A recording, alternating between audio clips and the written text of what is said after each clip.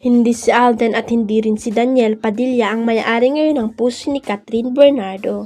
Tinalakay ito ni RG Diaz sa kanyang showbiz update kung saan sinabi nitong muling lumutang ang pangalan ng poging mayor ng Lucena City na dating nang naling sa aktres noong nakaraang taon. Ayon pa kay RG, totoo na sina Daniel at Catherine ay nagkaayos pero hindi nagkabalikan. Sinabi raw ng isang source ni RG na imposibleng maging si Daniel at Catherine. Take na raw si Catherine. Ang sinasabi sa akin ng aking source ay take na siya dahil meron na raw nagmamay-ari ng puso ni Catherine. Ang sabi sa akin, ang nagmamay-ari ng puso ni Catherine ay ang non-showbiz. Sabi pa ni RG at ito nga raw batang politician ang sinasabing karelasyon ngayon ni Catherine. Noon pa naibalita na natin na naliling si Catherine sa isang politisyan na si Mayor Mark Alcala ng Lucena City. Kwento pa ni RG pero hindi daw niya ito kinukumpirma at inaantay niyang si Catherine o si Mayor Mark ang magbigay ng kumpirmasyon.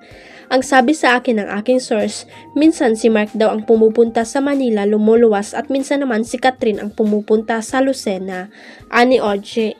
Pero nagtataka rin si RG dahil kung totoo ito ay bakit walang kumakalat na mga larawan at video na nagpapakitang magkasama sina Mayor Mark at Catherine. Ang galing naman kung sila pero walang resibo, pagdududa pa ni RG.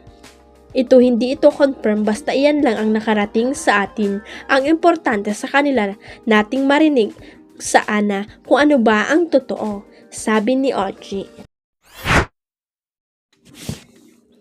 Pagdating sa banding ng magkakapatid, kanya-kanyang trip yan pero mukhang ibang level ng sibling goals ang ginawa ni Donnie at Hannah Pangilinan matapos nilang gawing kompetisyon ang paramihan ng blackheads. Sa isang Instagram story, ibinahagi ng magkapatid ang kanilang unique at medyo kadiri pero funny na challenge.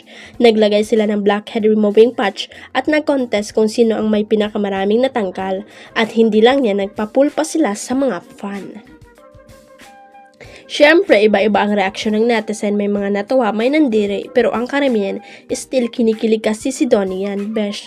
Kahit pa pinag-usapan ang blackheads, hindi pa rin napigilan ng mga fan na mas starstruck sa kagwapuan ni Donnie.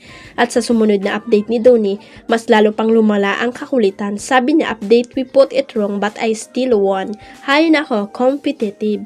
Pero kidding aside, nakakatuwang makita na kahit parehong busy sa kanilang karir at personal na buhay, may time pa rin sina Donnie at Hannah para sa kulitan at bonding moments. Minsan lang tayo makakita ng blackhead battle na nakakakilig. Huwag kalimutang i-click ang subscribe button at i-ring ang notification bell para sa latest at legit chika updates.